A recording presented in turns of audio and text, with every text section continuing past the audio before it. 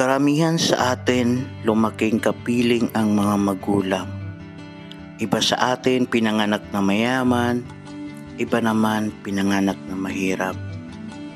Pero pinanganak man tayong mayaman o mahirap, maswerte pa rin tayo kapiling natin mga magulang natin. Sila ang ating lakas sa bawat hamon ng buhay. Pero paano tayo lalaban sa hamon ng buhay kung ang mga magulang natin ay parehong wala sa tabi natin?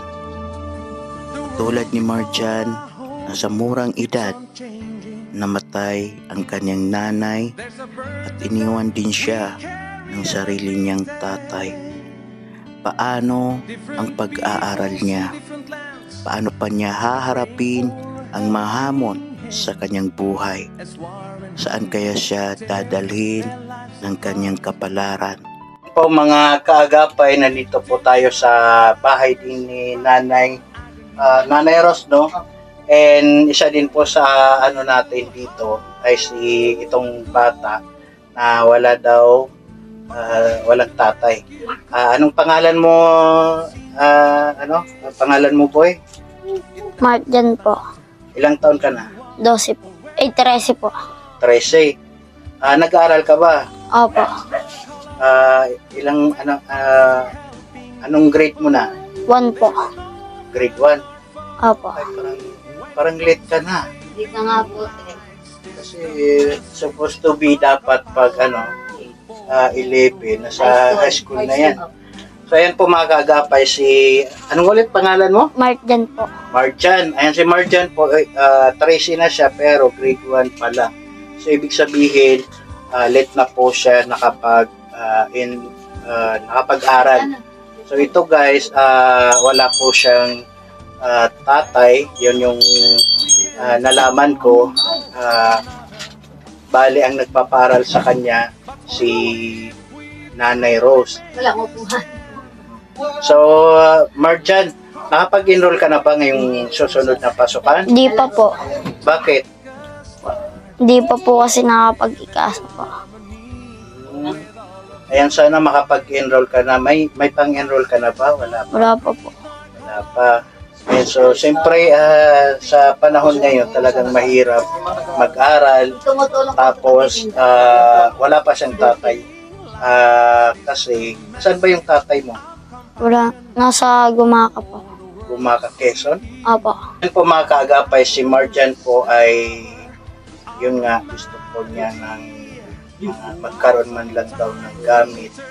Kasi wala pa daw siyang wala pa siyang bag, wala pa siyang papel, hindi pa rin siya nakapag-enroll. And may sapatos ka na ba para sa ano? Wala pa po. So, ano ba yung ginagawa mo ngayon na hindi pa kayo nagpasukan? Dito lang po sa bahay, tinutulungan ko po si Tita. Sinasamahan ko po mga lakad. Sumasama ka rin kay Nanay Rose? Opo.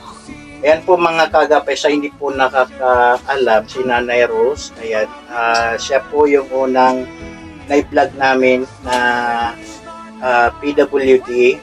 Opo, tapos wala din po siyang asawa. So bali, itong si Marjan ay, kumbaga, siya din po yung nagpaparal kay Marjan. So parang napakabait din po ni Nanay Rose kahit papaano ay tinutulungan itong si Marjan na makapag-aral.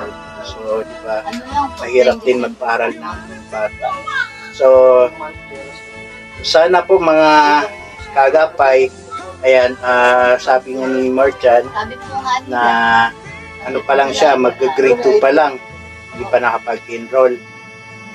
So, Marjan,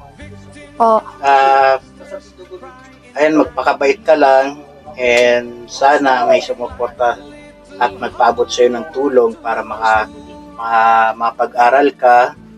Saka kahit malay mo makabalik kami dito, may dala-dala na kaming sapatos or bag sa'yo. Ano po ba yung masasabi mo sa mga makakapanood po nitong video? Ano ba yung gusto mong sabihin sa kanila? Sana po makatulong po kayo sa pag-aaral ko po. Thank you po. Ano, napansin ko parang may ano parang naiiyak ka. Ano ba yan? Sa mata mo. Sa sore eyes. May sore eyes pala si Marjan. So, ilang araw na yung sore eyes mo? Nakaraan lang po. Yung 2 araw pa lang. Hindi mo ba siya nagamot? May gamot po si tita po. Ito huling tanong ko lang, Marjan. Ano ba yung mga gusto mong bilhin na gamit pag mag-aaral ka na?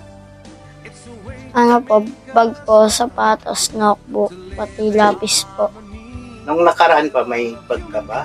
Nung nakaraan na nag-aaral ka? Opo, binigay lang din po. So, sana po mga kaagapay, mabigyan po natin ng munting hiling po ni Marjan kasi sa totoo lang, siyempre, inaalagaan lang din siya ni Nanay Rose na hirap din po sa buhay. So, sana sa isang batang tulad ni Marjan ay may bigay po natin yung munting kahilingan po niya na magkaroon naman lang ng bag, papel, sapatos, saka ano pa ba?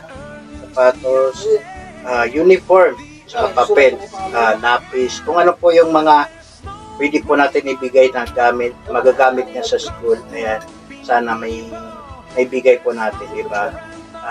Napakalaking tulong po yun sa isang bata na pagkaroon ng gamit sa school. Kasi kahit ako nung mag-aaral ako nung elementary, wala din po ako mga bag, wala din po sapatos. So, nakakatuwa yung may magbibigay sa iyo ng bag. Ayan, pakabait ka, tsaka galingan mo mag-aral, Marjan. Sana makabalik kami dito na may dala-dala kaming bag mo or sapatos, di ba? Kailan ba yung pasukan nyo? Ngayong Kailan yung enrollment nyo? 29 po. Ngayong August 29. Bali, papasok na kayo sa July. Ay, August, September, no? Oh. September na sila papasok. So, ayan, sana ipanalangin natin na may magbigay sa'yo ng tulong. So, yun po, ang lagi lang ginagawa ni Marjan ay syempre tumutulong din kay Nanay Rose kapag nangangalakad. Ayan. So, yun, maraming salamat Marjan. Sana may tumulong sa'yo and sana makabalik din kami ulit dito. Yun po, maraming salamat. Thank you po. For all the world to see, come